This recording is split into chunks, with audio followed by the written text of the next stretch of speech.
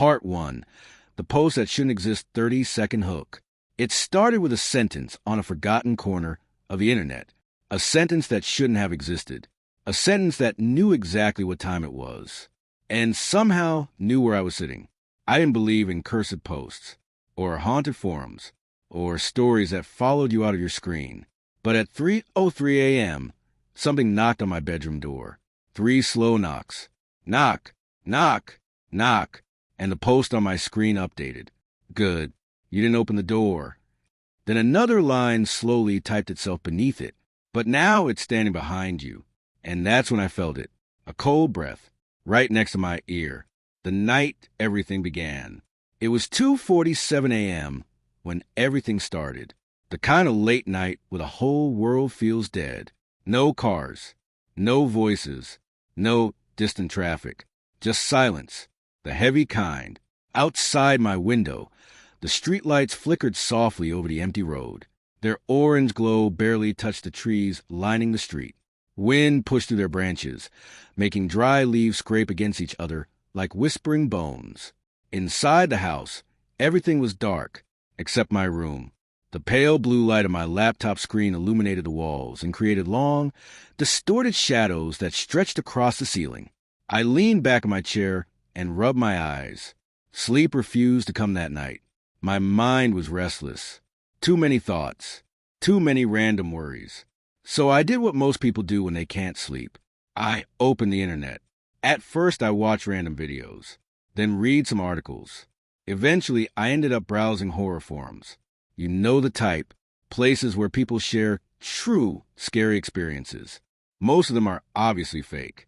But sometimes you find one that feels real enough to make the hair on your arm stand up. That night, I stumbled onto a forum I had never seen before. The website looked old, not just outdated. Old, like it had been abandoned years ago. The background was dark gray. The text looked faded. Some links were broken. At the top of the page, a title read, Night Thread Archive. Underneath were dozens of posts. Most of them had dates from years ago. Nothing recent, which made it strange when I noticed something at the very top. A pinned post, bright white text. New. The title read, If you are reading this at night, don't look behind you. I smirked slightly. Classic creepy bait. Still, curiosity won. I clicked it. The message. The page opened slowly. For a moment, I thought it hadn't loaded, because the entire post contained only one line, just a single sentence. It read, Whoever reads this after 3 a.m. will not be alone. I stared at it, then chuckled. Nice try, I muttered. Internet creepypasta. Nothing more, but something felt off. I noticed the date under the post. My eyes narrowed. The date said, March 6th. I frowned. That didn't make sense, because according to my clock, it was still March 5th. The post was dated tomorrow. I refreshed the page. Same date. My stomach tightened slightly. Probably a glitch, I said to myself. Still, something about it made me uneasy. I leaned back in my chair and glanced at the digital clock sitting on my desk. 2:59 a.m. The numbers blinked quietly. The room felt colder than before. A faint breeze slipped through the slightly open window. I was about to close the tab when something happened. The page refreshed by itself. The screen flickered. A new line appeared under the first one. Slowly, like someone was typing it. The text appeared letter by letter. It's almost 3. My fingers froze above the keyboard. I leaned closer to the screen. More letters appeared. If you hear footsteps, do not open the door. A chill crawled up my spine. I swallowed. Okay, that's weird. The clock changed. 3 a.m. And right at that moment, I heard something from outside my room. A sound in the hallway. A quiet creak, like a floorboard bending under someone's weight. I stopped breathing. Listened carefully. The hallway outside my room was dark. The door was closed. My parents were out of town. My younger brother was staying at my aunt's house. I was supposed to be completely alone. Another creak. Slow. Deliberate. A footstep. My heart began to beat faster. Probably the house settling. I whispered. But deep down, I knew the difference between house noises. And footsteps. Another step. Closer now. The sound of the old wooden floor shifting. My eyes drifted back to the laptop screen. Another line had appeared. It's coming down the hallway. My chest tightened. How the hell? Another creak. The footsteps stopped outside my door. My heart slammed against my ribs. Then the clock changed again. 3:03 a.m. And suddenly, 3 knocks echoed through the room. Slow, soft, but unmistakable. Knock, knock, knock. Every muscle in my body locked up. I couldn't move, couldn't breathe. My eyes slowly turned toward the door. Silence returned. The laptop screen flickered again. Another line appeared. Good. Then another. You didn't open the door. Relief rushed through my chest for half a second, until a final sentence began typing itself onto the screen. Slow, deliberate, each letter appearing like a drop of cold water. But now, it's standing behind you. My entire body went numb. I stared at the screen, refused to move, refused to turn around. The room was completely silent. Then, I felt it, a cold breath, right beside my ear, and a whisper so quiet it barely existed. Now you saw. I jerked forward violently and spun around. Nothing. The room was empty. Completely empty. My chair slammed into the desk as I stood up, breathing hard. I checked behind the door. Closet. Window. Nothing. The hallway outside was dark and silent.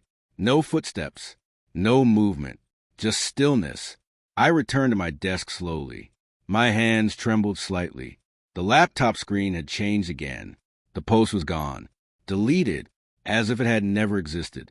I sat there staring at the empty forum page, trying to convince myself it was some weird prank, a script, a creepy website trick. But something inside me knew better, because while I sat there, trying to calm down, I heard something else. Outside, far away, a sound carried through the quiet night air. Water, soft rippling water, like a lake moving gently in the dark.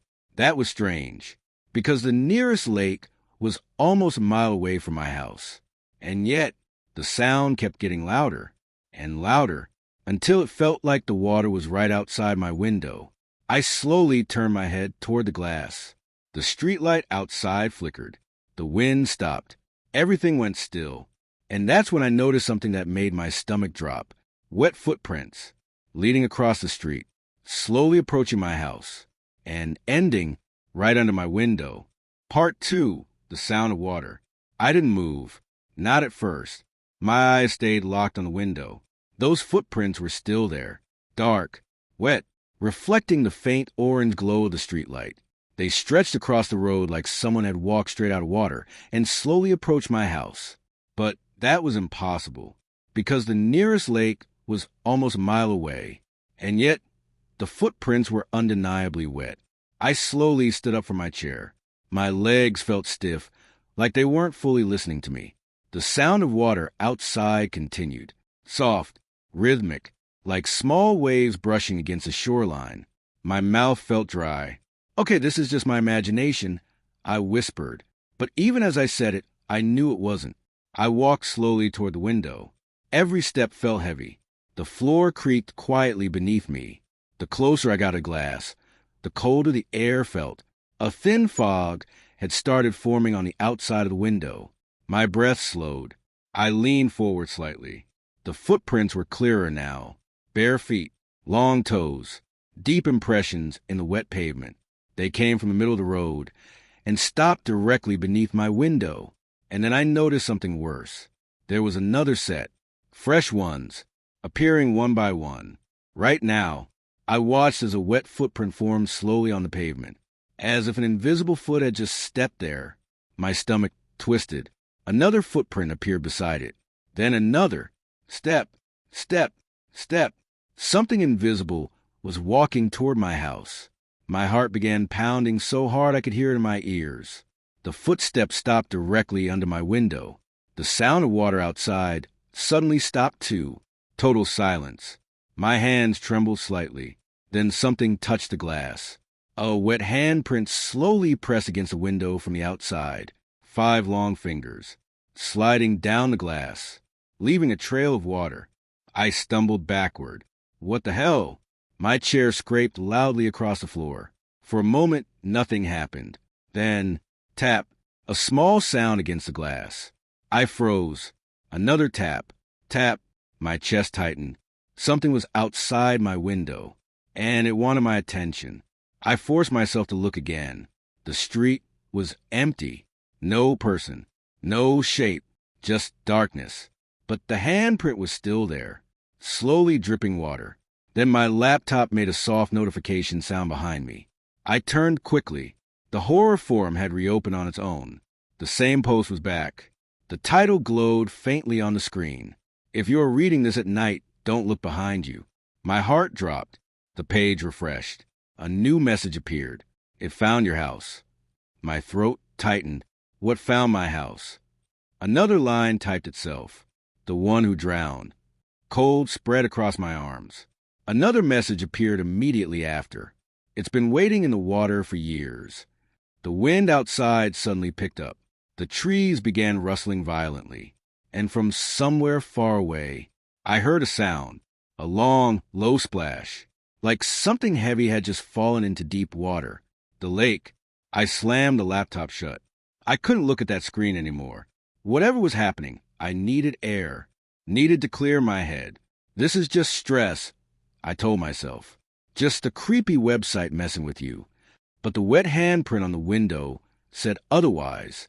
I grabbed my hoodie and stepped into the hallway. The house felt colder than usual. The air smelled strange. Damp, like wet soil and old water. I walked toward the kitchen slowly. Every sound seemed louder now. The refrigerator humming. The ticking wall clock. The faint creak of the house shifting.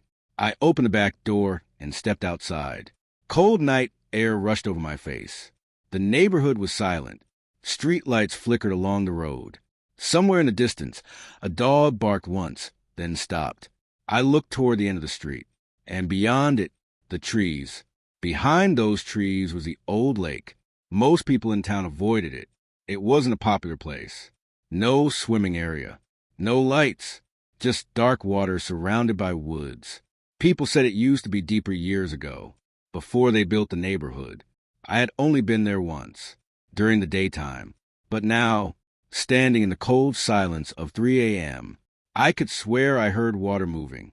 Even from here, my phone buzzed in my pocket. I pulled it out. Unknown number. A text message. My stomach tightened. The message contained only 5 words. Did you read the post? I stared at the screen. Another message arrived instantly. You shouldn't have... My fingers shook as I typed back. Who is this? The reply came almost immediately. Look toward the lake. A chill crawled up my spine. Slowly, I raised my eyes. Past the street, past the dark trees, toward the distant lake. And that's when I saw it. A figure standing at the water's edge. Perfectly still. Watching my house. The streetlight flickered again. For a split second the figure became clearer. Tall, thin, and dripping wet. My chest tightened. Then the light flickered again. The figure was gone. The hidden path. I stood there for several seconds, frozen, trying to process what I had just seen. But the figure never reappeared. The lake returned to darkness. I looked down at my phone again. Another message had arrived. You saw it. I typed back quickly. Who are you? A pause this time. Then the response appeared. Someone who survived. My heart skipped. Survived what? The typing bubbles appeared on the screen, then disappeared, then appeared again. Finally, the message arrived. The lake. A cold breeze moved through the trees. My skin prickled. Another message appeared. Do you know what's behind your house? I frowned. Of course I did. Just trees. And eventually the lake. Nothing unusual. Or at least, that's what I thought. Until I heard something moving in the woods behind my backyard. Branches snapping. Leaves crunching. Slow footsteps. Coming from the direction of the lake. My chest tightened again. I turned slowly toward the backyard fence. The woods beyond it were completely dark, but something was definitely moving in there. And then I noticed something I had never seen before.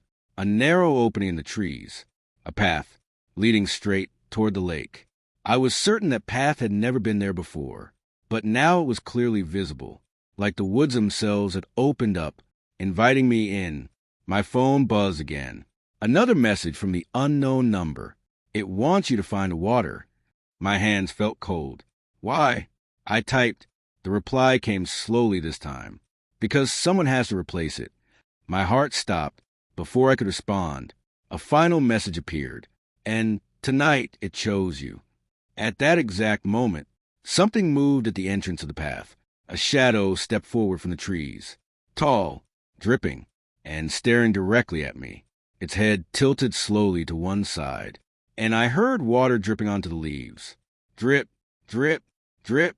Then it took one step toward the house, and whispered something I barely heard through the wind. Come back to the water. My phone screen lit up again. A new message. Just 2 words. Run now.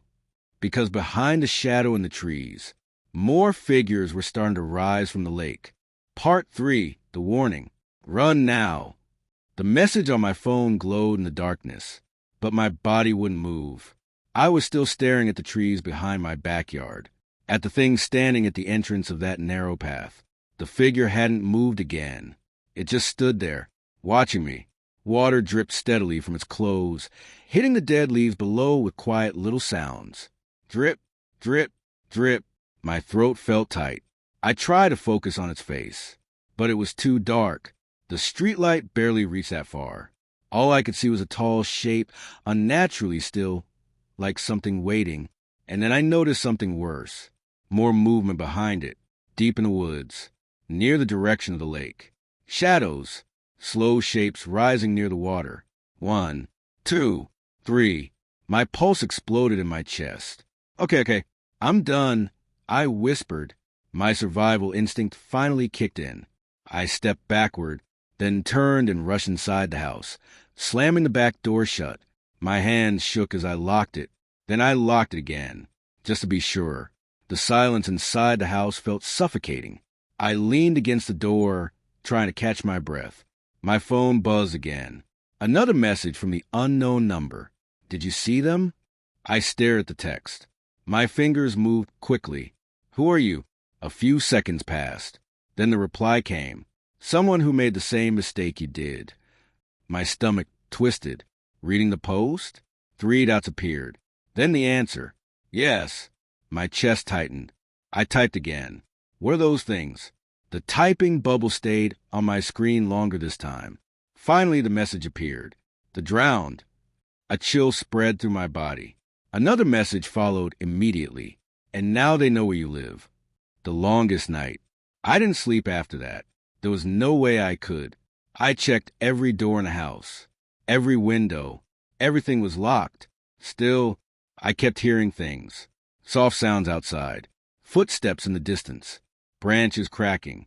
Once, I even heard what sounded like water dripping somewhere in the house. But every time I checked, there was nothing. At 4:30 a.m., the sky slowly started turning gray. Dawn was coming. The night felt like it had lasted forever. I finally gathered enough courage to check the backyard again. I opened the curtains slowly. The yard looked completely normal. No figures. No movement. Just quiet trees. The narrow path in the woods was gone, like it had never existed. But the ground near my fence was wet. Very wet. And covered in footprints. Bare footprints. Dozens of them. All facing my house. My stomach turned. Morning doesn't fix everything. By the time the sun fully rose, I felt exhausted. But the daylight didn't make things better. If anything, it made everything feel even more real. Because now I could see the evidence clearly. The footprints were still there, drying slowly under the morning sun. I grabbed my phone again and opened the horror forum. The website was gone. Completely. Just an error page. I searched the name of the forum online.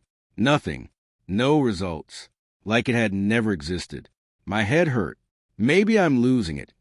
I muttered, but the footprints in my backyard proved I wasn't. I decided I needed answers. And there was only one person nearby who might know something. My neighbor, Mr. Keller. He had lived in this neighborhood longer than anyone. At least 20 years. If something strange had happened around here before, he would know. The neighbor, Mr. Keller's house, was 2 doors down, a small brick home with a wide porch. I walked over around 10 a.m. He was outside watering his plants. The old man looked up when he saw me. "Morning," he said casually. I tried to sound normal. "Morning." But I must have looked terrible, because he frowned slightly. "You all right, kid?" I hesitated, then decided to just ask, "Mr. Keller, can I ask you something weird?" He chuckled. "At my age, everything is weird. Go ahead." I glanced toward the trees behind our houses. "Is there a lake back there?" The smile disappeared from his face. Completely. His watering hose lowered slowly. "You went back there?" My heart skipped. "Not exactly." He stared at me for a long moment, then sighed. "You should stay away from that lake." My chest tightened. "Why?" He looked around the quiet street, then gestured toward his porch. "Come sit." We sat in 2 old wooden chairs. The wind moved softly through the neighborhood. Mr. Keller rubbed his chin thoughtfully. "That lake has a history," he said quietly. "What kind of history?" I asked. He looked toward the distant trees. "Drownings." A cold feeling spread through me. "How many?" The old man sighed. "More than people like to talk about." He leaned forward slightly. "About 10 years ago, 3 teenagers drowned there." My stomach dropped. 3. He nodded. "Went swimming at night. Never came back." A chill ran down my spine. "What happened?" "They found their bodies 2 days later," he said, "floating near the shore." I swallowed. "And that's not the only time." He continued quietly. "Over the years, people kept disappearing around that lake." My chest tightened. "Disappearing?" He nodded slowly. "Walkers. Fishermen. A couple hikers." "How many?" I asked. He hesitated. 7. My hands felt cold. 7 people, plus the 3 teenagers. 10 deaths, all near the same lake. Mr. Keller studied my face carefully. "Why are you asking about it?" I hesitated, then told him part of the truth. "I heard something weird last night, near the woods." His expression darkened. "Water?" My heart skipped. "Yes." The old man leaned back in his chair slowly, then said something that made my blood run cold. "They say the lake doesn't stay quiet at night." I stared at him. "What do you mean?" He lowered his voice. "People who live closest to the trees sometimes hear footsteps." My chest tightened again. "Wet footsteps." My hands started shaking. Mr. Keller continued. "And sometimes people see someone standing at the edge of the water." I swallowed. "Someone." He nodded slowly. "A tall figure." Dripping wet. My heart slammed in my chest. Watching the houses. I felt dizzy. "Mr. Keller." He looked at me seriously. "If you ever hear knocking on your door late at night," my breath stopped. "Don't open it." My mind flashed back to 3:03 a.m. The 3 knocks. "Knock, knock, knock." I stared at him. "How do you know about that?" The old man didn't answer immediately. Instead, he said something far worse. "Because my grandson opened the door." My chest tightened painfully. "What happened to him?" Mr. Keller's eyes looked distant. "He disappeared that night." A cold silence fell between us. Then he said the one sentence that made my stomach twist. "They found his phone near the lake." I felt my pulse in my ears. "What was on it?" Mr. Keller slowly met my eyes. "A message." My voice came out barely above a whisper. "What message?" He hesitated, then said quietly. It said, "If you are reading this at night." My blood turned to ice. "Don't look behind you." The message returns. I walked home in a daze. My mind kept replaying everything. The forum post, the knocks, the wet footprints, the shadow at the lake, and Mr. Keller's grandson disappearing. Something about that lake was deeply wrong, and somehow I had been pulled into it. When I got back to my house, my phone buzzed again. Another message from the unknown number. "Did you talk to the neighbor?" My heart skipped. "How do you know that?" The reply came instantly. "Because it's watching you." My chest tightened. I looked around my yard. Nothing. But the next message made things worse. Check your backyard again. A cold feeling crept into my stomach. I slowly walked to the back door, opened it, stepped outside. The morning sunlight was bright, but something was wrong, very wrong, because the wet footprints were gone. All of them, every single one, except for one trail, leading away from my house, straight toward the woods, toward the lake. And at the end of that trail, something else was waiting, a wooden sign, old, half buried in the dirt. I walked closer slowly. The words carved into it were barely readable, but I could still make them out. Danger, deep water. And below that, someone had carved something else. Recently, the wood was fresh, the letters rough. My stomach twisted as I read them. He is waiting. Then my phone buzzed again. One final message appeared. Tonight, the path will open again. I stared at the words, my hands trembling. The message continued. And this time, it won't let you leave. Part 4, The Path to the Water. I didn't go near the woods for the rest of the day. Not after seeing that sign. Not after reading the words carved into it. He is waiting. The message on my phone kept replaying in my mind. Tonight, the path will open again. Whoever was texting me clearly knew something.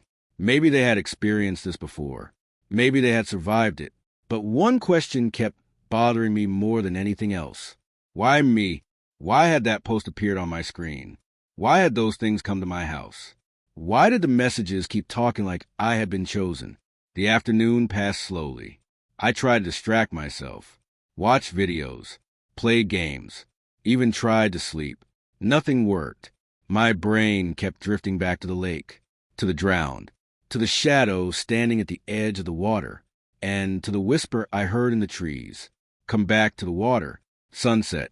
By the time evening arrived, a storm had started forming in the distance. Dark clouds rolled across the sky. The wind grew stronger. Branches swayed outside my windows.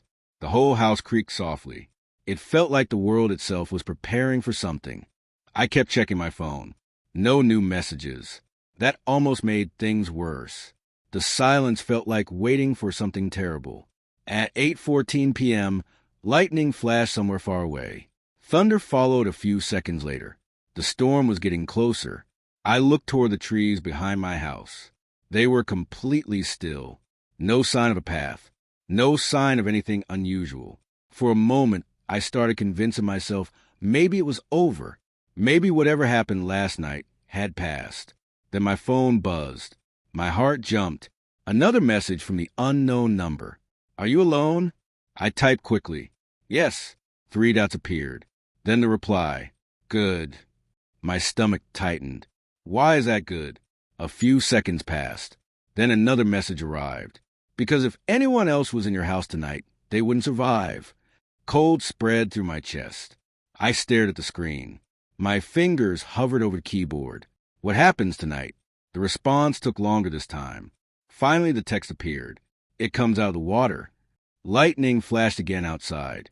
Thunder followed almost immediately. The storm was directly above the neighborhood now. Rain began falling hard against the windows. My phone buzzed again. Another message. And it's not alone anymore. My throat felt tight. What does it want? The reply came instantly. To return what was taken. I frowned. What was taken? The typing bubble appeared, then disappeared, then appeared again. Finally, the message arrived. A life. My chest tightened. Another message followed. Every few years, the lake takes someone. The rain outside grew heavier. Thunder shook the windows. I stared at the screen. And if it doesn't? The reply came slowly. Then the drowned come looking. Midnight. The storm finally started calming around 11:45 p.m. The rain slowed. Thunder faded into the distance. But the air outside felt different. Heavy. Unnatural. I sat at my desk staring at the clock. 11:59 p.m. My heart beat faster. Something told me tonight was going to be worse than last night. Much worse. The clock changed. 12 a.m. Midnight. Nothing happened. For a few minutes, everything stayed quiet. Then at 12:07 a.m., I heard something strange. From outside, a metallic sound. Clink, clink, like chains lightly tapping together. I walked slowly to the back window. The yard was dark. The rain had stopped completely, but something was moving near the fence. A small shape. I leaned closer to the glass. It was a wooden warning sign from earlier, the one that said danger, deep water. But now it was standing upright again, right next to my fence. I was certain it had been farther away earlier, near the path. Not here. A cold feeling spread through my stomach. Then the sign moved, very slowly. It tipped forward, then backward, like someone invisible was pushing it. Clink. The metal chain attached to the sign rattled softly. Clink. Then the sign slowly turned. Facing my house. My heart pounded. Something was definitely out there. Something I couldn't see. My phone buzzed again. A new message. Don't go outside. My eyes stayed fixed on the yard. Why? I typed. The reply came instantly. Because it's already there. Lightning flashed in the distance again. For a split second, the yard lit up bright white. And in that brief flash, I saw it, standing behind the sign. The tall shadow from the lake. Dripping wet, head tilted slightly. Watching my house. The darkness returned. The figure disappeared again. My chest tightened painfully. My phone buzzed again. Another message. Did you see it? My fingers shook as I typed. Yes. The reply came quickly. Then it knows you saw it. Another message followed. Now it will show you the path. At that exact moment, something happened in the woods behind my house. Branches shifted, leaves moved, and the trees slowly parted again. Just like last night, the narrow path appeared, leading straight toward the lake. The wind moved softly through the opening, carrying a faint sound with it. Water, gentle waves. My phone buzzed again. Do not follow that path. But something inside me was already moving. Curiosity, fear, a strange pull I couldn't explain. The path seemed to be calling me, inviting me. I stepped closer to the back door. My hand touched the handle. My phone buzzed again. The message this time was different. Urgent. Stop. Another message followed immediately. If you reach the lake, it will take you. I hesitated, my heart pounding. But then something else happened. A voice, soft, wet, from outside, right beyond the door. Come back. The whisper sounded like it came through water. To the lake. My stomach twisted. I slowly looked through the glass of the door and saw something that made my blood freeze. The shadow was no longer by the sign. It was now standing halfway across my yard, closer to the house, closer to me, and behind it, more figures were slowly emerging from the path. One by one, dripping, silent, their hollow eyes staring directly at my door. My phone buzzed violently in my hand. One final message appeared. It's too late. Another message followed. They've already chosen you. And at that exact moment, all the figures outside my house turned their heads toward the lake, like something there had just called them. Then they all started walking toward the path. Slow, silent, returning to the water, except for one. The tall shadow remained in my yard, still watching the house, still watching me, and then it raised one long arm and slowly pointed toward the path, inviting me to follow. Part 5. The water calls. The shadow was pointing at the path, slowly, patiently, like it knew I would eventually follow. I stood frozen at the back door, my hand still gripping the handle. Outside, the wind had completely stopped. The night felt unnaturally still. Even the insects had gone quiet. The tall figure in my yard didn't move. It just stood there, waiting. Behind it, the narrow path through the trees remained open. The darkness inside that path looked thicker than the rest of the woods, like the night itself was deeper there. My phone buzzed again. A message from the unknown number. Don't follow it. My eyes stayed on the shadow. Why? I typed. The response came almost instantly. Because once you reach the water, it won't let you leave. My throat felt dry. I typed again. Then why is it showing me the path? The typing bubble appeared. Stayed there. Then the reply came. Because it wants you to see something. A chill crawled up my spine. What? The message took longer this time. Finally, the text appeared. What's buried under the lake? My stomach twisted. I looked toward the trees again. The shadow still hadn't moved. Still pointing. Still waiting. And something inside me, something I couldn't explain, started pulling me toward that path. It wasn't curiosity anymore. It felt stronger, like the lake itself was calling, like something deep under the water wanted me to come closer. I turned the door handle. Slowly, the door creaked open. Cold night air rushed inside. The shadow lowered its arm, then turned toward the path, and began walking, not looking back, just moving slowly toward the woods, as if it knew I would follow, into the trees. I stepped outside. The ground was still damp from the storm earlier. Leaves crunched softly under my shoes. The shadow reached the entrance of the path and disappeared into the darkness between the trees. For a moment I hesitated. My phone buzzed again. Please tell me you can go outside. I stared at the screen, then typed, I'm just going to look. The reply came instantly. No, don't. Another message appeared. You don't understand what lives in that water. I swallowed. My fingers hovered over the keyboard. Then tell me. There was a long pause. Finally, the response appeared. The lake isn't natural. My chest tightened. What do you mean? Another pause. Then, it wasn't always there. A cold feeling spread through me. Before I could reply, another message appeared. Turn around right now. I looked up. I had already stepped into the path. The trees closed around me immediately, blocking out most of the moonlight. The forest felt darker than it should. The ground was soft and damp, and the smell hit me instantly. Stagnant water. Rot. Like something had been sitting underwater for years.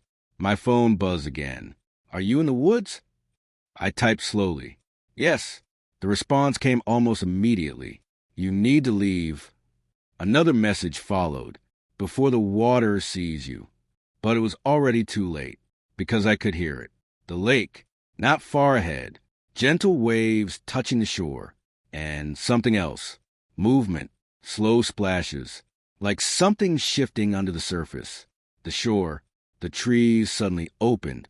The path ended, and the lake appeared before me. Even in the darkness, it looked massive. The water stretched out like a black mirror, perfectly still. The moonlight reflected faintly across its surface. For a moment, it looked peaceful, but something about it felt wrong. The air near the lake was colder, much colder than the rest of the woods, and the smell of water was stronger here. Heavy, old, like the lake had been holding secrets for a very long time. I stepped closer to the shore. The tall shadow was standing there, right at the edge of the water, still dripping, still silent. The figure slowly turned its head toward me. For the first time, I could see its face, or at least what used to be a face. Pale skin stretched tightly over its bones, eyes completely black, water flowing slowly from its mouth. My stomach turned. The figure raised one arm again, this time pointing at the lake. I followed its gesture. At first, I saw nothing, just dark water. Then something moved.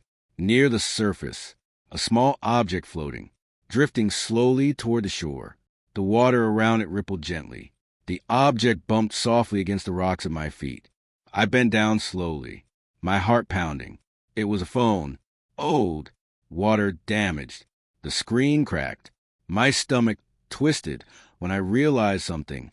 I had seen this phone before, in Mr. Keller's house, on a picture frame, his grandson holding it in a selfie, the phone that disappeared with him. I stared at it in horror. Then the lake made a sound, a deep, bubbling noise, like something massive was shifting underwater. The shadow beside me slowly stepped backward, away from the water, like it was giving something space. My phone buzzed again. The unknown number. You found it, didn't you? My hand shook. Yes. The reply came quickly. Then you're standing exactly where he stood. My heart skipped. Who? The answer appeared slowly. The first one. Before I could ask anything else, the water moved again. Something rose slowly beneath the surface. Huge, dark, not a person, not an animal, something much bigger. The lake began to ripple. Then the object broke the surface. At first, it looked like a wooden structure, covered in mud and algae, half buried underwater. But as more of it surfaced, I realized what it really was. A door, an old wooden door, standing upright in the middle of the lake. My breath caught in my throat. The door slowly tilted toward the shore, as if something beneath the water was pushing it upward. The lake rippled violently now. My phone buzzed again. Another urgent message. Get away from the water. But I couldn't move, because the door was opening. Slowly, the wood creaked loudly as it swung outward, revealing complete darkness inside. Not water, not a reflection, just black emptiness. And from inside that darkness, a wet hand reached out, then another, and another. Dozens of hands clawing their way out of the doorway. My chest tightened. The shadow beside me suddenly stepped back further, like it was afraid. The hands kept coming, dragging something up from the darkness behind them. Then a face appeared, bloated, gray, eyes hollow. More faces followed behind it, dozens, all trying to crawl out of the door. The lake began to churn violently, water splashing against the shore. My phone buzzed again. One final message appeared. The door is open now. Another message followed, and once it fully opens, the figures continue crawling out of the water, slowly surrounding the shore, dripping, silent, watching me. The final message appeared on my phone. One of them has to go back in. My stomach dropped, because every drowned figure around the lake had suddenly turned their heads toward me. At the exact same time, part 6, the one who disappeared. Every drowned figure around the lake was staring at me, dozens of them, silent, dripping, their hollow eyes locked on my face. My body felt paralyzed. The open door in the water creaked slowly as the waves rocked it back and forth. Inside that doorway was nothing but darkness, a darkness that looked deeper than the lake itself. My phone buzzed again. The unknown number. Don't move. I swallowed hard. My fingers trembled as I typed. They're all looking at me. The reply came quickly. I know. Another message followed. They're deciding. My chest tightened. Deciding what? The typing bubble stayed for a long moment. Then the answer appeared. Who replaces them? Cold fear spread through my stomach. I slowly looked around the shoreline. Every drowned face was still staring, waiting. Then something strange happened. One of them stepped forward, slowly walking toward me. Water dripped from its clothes as it moved. Drip, drip, drip. The tall shadow beside me didn't react. It just stood there, watching. The drowned figure stopped a few feet away from me, its head tilted slightly, studying my face. My heart felt like it was going to explode. Then the figure raised one shaking arm and pointed somewhere behind me. Confused, I slowly turned. The path through the woods. Something was moving there. Footsteps. Fast. Branches snapping. Someone running. A familiar voice shouted from the darkness. Hey, are you out here? My heart jumped. It was Daniel, my best friend. Daniel. Daniel burst out of the trees a second later, breathing heavily, looking around in confusion. What the hell are you doing out here? He asked. My stomach dropped. Daniel, why are you here? He frowned. You sent me a message. My chest tightened. What? He pulled out his phone. You texted me like an hour ago saying you needed help. My blood ran cold. I didn't text you. Daniel stared at me, then looked around the lake, and froze, because now he could see them, the drowned figures, standing all around the shoreline, watching us. Daniel's face went pale instantly. What are those? My voice came out weak. We need to leave. Right now. But something was wrong. The path behind Daniel had disappeared. The trees had closed together again. No opening. No way back. Daniel turned in a slow circle. Where's the path? My stomach twisted. It was there before. The drowned figures began moving. Slow, silent steps, closing in around us. Daniel backed up nervously. What the hell is happening? My phone buzzed again. The unknown number. You brought someone. My hand shook. I didn't. The reply came immediately. It did. My heart skipped. What do you mean? Another message appeared. The lake needed another choice. My chest tightened painfully. I looked at Daniel. He was staring at the open door, floating in the water. "What is that thing?" he whispered. The door creaked louder. The darkness inside it shifted, and more drowned figures continued crawling out. Daniel took a step backward. "This isn't real." My phone buzzed again. "Now there are two of you." Another message followed. "That means one can replace the other." My stomach dropped. I typed quickly. "Replace who?" The response came slowly. "The first drowned." A cold realization hit me. Mr. Keller's grandson, the one whose phone had floated to the shore. The first victim connected to this. I looked down at the old phone, still lying near my feet. The lake bubbled again. The tall shadow suddenly turned toward Daniel, studying him carefully, like it was comparing us. My chest tightened. Then the shadow slowly raised its arm and pointed at Daniel. Daniel frowned. "Why is it pointing at me?" I grabbed his arm. "We need to run." But there was nowhere to run. The drowned figures had completely surrounded us now, closing in slowly. Daniel looked terrified. "Tell me what's happening." My voice trembled. "The lake takes someone every few years." Daniel stared at me. "What? If it doesn't, the drowned come looking." His face went pale. "You're joking." The shadow suddenly took a step toward him. Daniel stumbled backward. "Hey, stay back." The lake water splashed violently. The door in the water creaked wider open. Something massive shifted beneath the surface. My phone buzzed again. Another message appeared. "It's choosing now." I looked around desperately. The drowned figures had stopped moving, waiting, watching. The tall shadow stepped closer to Daniel again. Daniel backed up until his heel touched the water. Then the shadow spoke for the first time. A wet, broken whisper. "You came to the water." Daniel looked at me in horror. Did that thing just talk? The shadow lifted its arm slowly, pointing at the open door floating in the lake. Then it whispered again. "Time to return." Daniel shook his head violently. "No, no way." He turned toward me. "Tell me this is some sick prank." My voice came out barely audible. "It's not." The water behind him suddenly surged forward. A cold wave splashed around his shoes.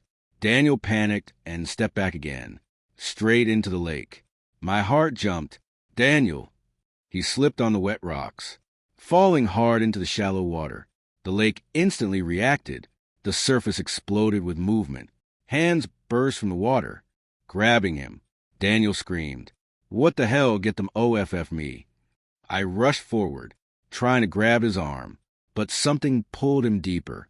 More hands, dozens of them, dragging him toward the open door. Daniel thrashed wildly. "Help me!"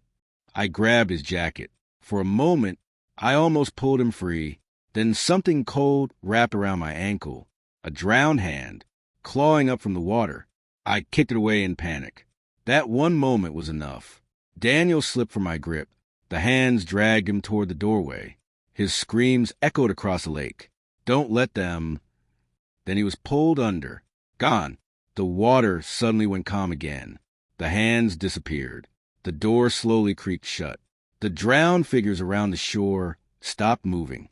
My chest heaved as I stared at the still water. Daniel was gone. My phone buzzed one more time. The unknown number. It chose him. My hands trembled violently. "He's dead." The reply came slowly. "No." My heart skipped. "Then where is he?" The answer appeared. "Inside the door." My blood turned to ice. Another message followed, and when it opens again, the lake made a deep rumbling sound beneath the surface. The final message appeared on my screen. "He will be the one pointing at the next person." The tall shadow beside me slowly turned its head, looking directly at my face. And for the first time, I realized something horrifying. The face of the shadow was starting to look like Daniel Part 7, the truth beneath the lake. I couldn't breathe. The face of the tall shadow was changing, slowly, unnaturally. The pale skin looked like wet clay being reshaped. The hollow eyes shifted. The jawline adjusted. Within seconds, It started looking like Daniel. Not perfectly, but enough that my stomach twisted in horror. The drowned figures around the lake remained completely still, watching, waiting. The lake itself had gone silent again, like nothing had happened, like my best friend hadn't just been dragged into the water. My phone buzzed in my shaking hand. Another message from the unknown number. You saw it happen. My fingers felt numb. They took him. The reply came instantly. No. My chest tightened. Then what happened? The typing bubble stayed on my screen for a long moment. Then the answer appeared. He replaced the last one. Cold dread spread through my body. I slowly looked back at the tall shadow, the one that used to stand here, the one that first pointed toward the path. That figure was gone now, completely gone. Only the new one remained, Daniel's shape, standing at the edge of the water, dripping, watching me. My phone buzzed again. That's how the lake stays alive. My throat felt tight. Alive? Another message appeared. The lake isn't water. My pulse hammered in my ears. Then what is it? The reply came slowly. A door. My eyes moved toward the dark surface of the lake. My stomach turned. The old wooden door that had risen from the water earlier was gone now, but the ripples around the center of the lake hadn't stopped. Something deep below the surface was still moving. My phone buzzed again. The door you saw isn't the entrance. Another message followed. It's the lock. My heart skipped. Lock for what? The typing bubble appeared again. Then the response. For whatever is beneath the lake. The cold night air suddenly felt even colder. I stared at the dark water. What the hell lives under there? I whispered. My phone buzzed again. No one knows. Another message appeared. But it needs people. I swallowed hard. For what? The reply came immediately. To keep the door closed. The recruiters. Daniel's shadow slowly turned toward me. His movements were stiff. Wrong. Like a puppet learning how to walk. Water dripped from his clothes. Drip, drip, drip. Then he lifted his arm, pointing at me, exactly the way the first shadow had done earlier. My stomach twisted. My phone buzzed again. Now you understand. I typed quickly. Understand what? The response came instantly. The drowned aren't victims. Another message appeared. They're recruiters. My chest tightened painfully. I stared at Daniel's face. His mouth opened slightly. Water spilled from it as he whispered in a broken voice. You came to the water. My heart pounded. No, but my voice sounded weak. The drowned figures around the shore started moving again, slowly, closing the circle tighter around me. Daniel stepped closer. One step, then another. You saw the door. His voice sounded like it came from underwater. My phone buzzed again. When someone reads a post, another message appeared. They become part of the cycle. My fingers trembled. You mean the forum post? The reply came. Yes. My stomach twisted. Who wrote it? The typing bubble stayed on the screen for a long time. Then the answer appeared. Someone just like you. My chest tightened. Someone who survived? The reply came slowly. Someone who escaped. I froze. Escaped the lake? Another message appeared. Yes. My mind raced. How?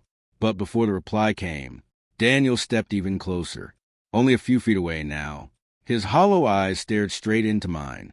Then he whispered something that made my blood run cold. You brought the next one. My heart skipped. What? Daniel slowly turned his head toward the woods, toward my house, and then I heard it. Footsteps, running through the trees. Someone else coming down the path. My stomach dropped. No! The branches parted, and a figure stumbled out of the forest, breathing hard, looking terrified. It was Mr. Keller, the old neighbor. He looked around wildly. Are you here? His eyes landed on me. Relief washed over his face. I knew something was wrong when I saw the lights in the woods. Then he noticed the drowned figures. His face drained of color. Oh, no! My chest tightened. Mr. Keller, run. But the path behind him had already closed again. The trees were solid. No way out. He looked at Daniel and instantly recognized something. His voice shook. Tommy? My stomach dropped. Tommy, Mr. Keller's grandson, the first victim, the one who disappeared years ago. The drowned figures around us suddenly began whispering, soft, wet, broken voices overlapping. Return, return, return. My phone buzzed again. The unknown number. It's happening again. My fingers trembled. What do you mean? The reply came. The cycle repeats. I looked at Mr. Keller, then at Daniel. My chest tightened painfully. The message continued. Someone reads a post. Another line appeared. They get chosen. Then another. They bring someone else. The final message appeared, and the lake decides who stays. Daniel suddenly grabbed Mr. Keller's arm. The old man screamed in shock. Let go! The drowned figures surged forward, water splashing violently around the shore. The lake began bubbling again. The door beneath the water was rising, slowly, creaking, opening once more. Mr. Keller struggled desperately. No, not again. Daniel's hollow voice whispered close to his ear. You came back to the water. My phone buzzed one last time. A final message appeared. There's only one way to stop it. My heart pounded. How? The answer appeared slowly. Someone has to close the door from the other side. My blood turned to ice. I stared at the dark lake. The door was fully rising again, opening wider, and inside that darkness, something enormous was moving, waiting. The final message appeared on my screen, and once it closes, the water exploded as dozens of drowned hands reached out again, grabbing, pulling, choosing. The last line appeared. No one who goes through it will ever come back. I looked at Daniel, then at Mr. Keller, then at the open door in the water, and realized something horrifying. The message hadn't come from an unknown number anymore. The contact name on my phone had changed. It now showed my own name. Part 8. The door closes. The lake was alive. The water rippled violently, swallowing every reflection of the moonlight. Waves lapped at my feet. My heart thumped painfully in my chest, like it was trying to escape. The open door floated in the center, looming like a black void. Dripping figures surrounded the shore, watching me, Daniel and Mr. Keller. I glanced at my phone. My name flashed on the screen. Me, not unknown number. Me. A cold realization hit me, like a bucket of ice water. I had been the one sending the messages. Every warning, every text. I had typed them, but I didn't remember. I tried to recall. The first forum post. The sudden curiosity at 2:47 a.m. The line, Jobi is post ko rat 3 baya kabad pada hai, woa kelanahireta. The compulsion to send messages. Each time I thought I was receiving guidance, I was creating it. My own hands, my own phone, my own mind orchestrating the horror, the truth of the lake. The unknown number continued. But now it wasn't unknown. It was me. The lake is not water. I realized the depth of it. The door, the drowned, the shadows, the cycle. Everything was part of a system. The lake consumed, yes, but it didn't act alone. It needed someone to recruit, someone to pass on the knowledge, someone to choose the next person. That's why the forum existed. That's why I was awake at 2:47 a.m., staring at the blue glow of my laptop. I had been chosen long before Daniel or Mr. Keller arrived. And now I had become the recruiter. Daniel and Mr. Keller stared at me, confusion and fear etched on their faces. What were you saying? Mr. Keller's voice cracked. I couldn't speak. My lips moved, but no sound came out. My hands shook violently. And then it came to me in a horrifying flash. I wasn't awake last night. I had been asleep, dreaming, or maybe possessed. The posts, the messages, the shadows, they had forced me to do it. The drowned figures started moving again. Slowly. They didn't just observe, they acted. They stepped toward the door, dragging Daniel and Mr. Keller into the shallow waves. Daniel screamed, pulling, kicking. But the hands were stronger, unstoppable. Mr. Keller tried to fight too. The door groaned as it swung open fully. The water beneath churned like boiling black ink. Faces floated to the surface, mouths open, hollow eyes fixed on me. I was paralyzed, watching, realizing the cycle doesn't end. It can't. The replacement. Daniel's body was pulled toward the doorway. His arm reached out for me. No, Daniel! I screamed, but he disappeared. Instantly, the water closed over him like he had never existed. My stomach twisted in nausea and panic. Mr. Keller screamed next. Do it! Close it! I shook my head. The lake's power was mine. It demanded a replacement. One of us had to become the next recruiter. One of us had to watch, send the messages, lure others in. The shadows turned toward me. The figures of the drowned raised their hands in unison. My phone buzzed. The message was simple. Your turn! It wasn't a warning. It was an instruction. My heart sank. My mind screamed. But deep inside, a voice whispered, obedience. I stepped closer to the water. My feet sank into the mud. The door loomed above me. The black void inside it pulsed. I knew if I refused, the drown would take me, and then someone else would be chosen. I gritted my teeth. My fingers shook as I picked up my phone. My hand moved on its own, typing, sending, warning, luring. The drowned figures scattered back into the lake. Their wet whispers filled my ears. Bring the next. Bring the next. Bring the next. I looked back. Daniel, gone. Mr. Keller, gone. My backyard, silent. The storm had stopped. Only the lake remained. Waiting, watching, alive. And now, so was I. I had become the cycle. I had become the next messenger. The post. The forum. The messages. All of it. My own hands had created the terror that would continue forever. The wind whispered through the trees. If you are reading this at night, don't look behind you. I knew I would, because the lake would call again, and someone else would answer.